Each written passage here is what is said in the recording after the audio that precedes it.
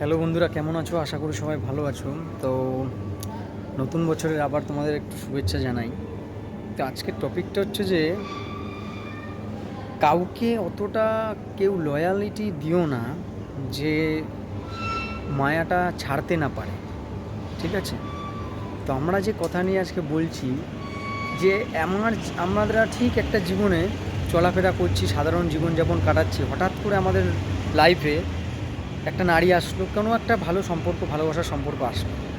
তো সেই সম্পর্কটায় কি হয়, সেই অপোজিশন, সেই নারীটা, সে আমাদের কাছ থেকে সব কিছু কথা শুনে চলে, যে কোথায় যাচ্ছে তার কথাই শুনে, মানে আমাদের কথা শুনে সে আসবে বাড়ি কখন, আমার ডিসিশনে সে কি ড্রেস আপ কিনছে, সে কোন ফোনটা কিনছে, আমাদের কাছ দিয়ে পারমিশন নিয়ে সে কিনছে।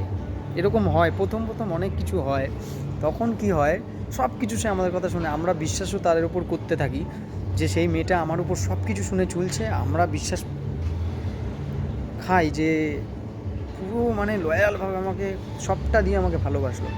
হঠাৎ করে কি হয়, অনেক দিন পেরানোর পর তখন আমি ভাবি যে আমার লাইফে সেই হিরোইন, আমি সেই হিরো, রোলটা থাকে আমাদের, সেই হিরোর রোলটা। তো হঠাৎ করে তার জীবনে একটা আলটিমেটলি একটা অন্য পার্সনের তার সাথে সংযোগ হয়।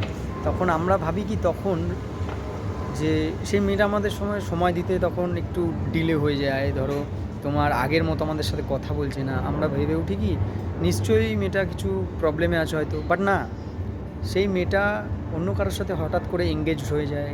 আমাদেরকে টাইম দেওয়ার তো কথা দূরের কথা, আমাদের কথা শুনে চলে না। মানে তোমাকে বুঝে নিতে হবে যে আমরা ওই জীবনটার, আমরা মেন হিরো না, আমাদের রোলটা হচ্ছে সাইড হিরো। বুঝতে পারলা? তো কথা হচ্ছে তাদের তখনও দাঁড়িয়ে সেই মেয়েরা তখন তোমাদেরকে বা আমাকে বা তোমাদেরকে বুঝাবে যে সেই সঠিক, সে তোমাকে ভালোবাসলো, তুমি হয়তো কোথাও ভুল করেছো, সে লয়ালিটি দেখিয়ে যাবে, তোমাকে ফিল করাবে সেই ঠিক। ঠিক আছে? তো একটা সময় রিয়েলাইজ করবা তুমিও বা তোমাদেরও, তখন মেয়েরা নিজেদের দোষ, বা কিছু কিছু ছেলেরা মেয়েরা বিশেষ করে, আমি তাকেই পার্সোনাল অ্যাটাক করবো না, তারা নিজেদের দোষ কোনোদিনও সমাজের কাছে তুলে ধরবে না যে আমরা ভুল। তোমাদের কাছে ফিল করাবে তারা সঠিক, তা তোমরা ভালোবাসছো তুমি, কিন্তু তারা কোনো দিনও তোমার কাছে বলে উঠতে পারবে না যে আমি ভুল করেছি, সরি। এই জিনিসটা কোনো দিনও বলবে না। তা তাদের যেরকম ব্যবহারে আমরাই তাদেরকে ছাড়তে বাধ্য হই।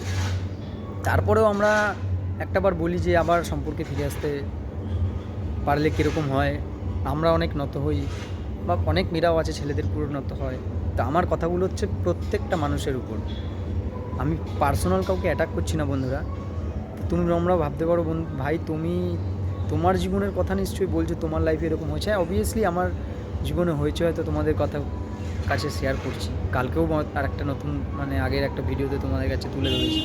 তো এটাই যে ফ্যামিলিকে নিয়ে থাকো ব্যস্ততায়, কোনো কাজে থাকো ব্যস্ততায়, জানি যে তাদেরকে ছেড়ে থাকতে পারাটা খুব কঠিন, বাট একাকিত্বটা কী বলো তো বন্ধুরা, সব থেকে ভালো, নিজেকে বুঝতে শেখায়, লাইফের স্ট্রাগলটা উন্নতির দিকে, সাফল্যের দিকে নিতে শেখায়।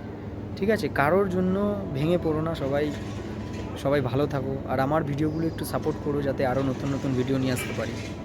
ঠিক আছে বন্ধুরা, সবাই ভালো থাকবে। এই শীতে, এই নতুন বছরে ঘোরো কোথাও, মন এনজয় করো, ফ্রেন্ডসদের সাথে থাকো, কিন্তু কোনো নারীর জন্য অন্তত ভেঙে পড়ো না।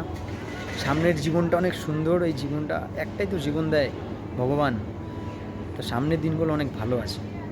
সবাই ভালো থেকো বন্ধুরা, আর আমার এই চ্যানেলটাকে একটু সাবস্ক্রাইব করো, ফলো করো, সাপোর্ট করো, তাহলে নেক্সট ডে আরও ভিডিও নিয়ে আসবো। ঠিক আছে? Thank you, tata.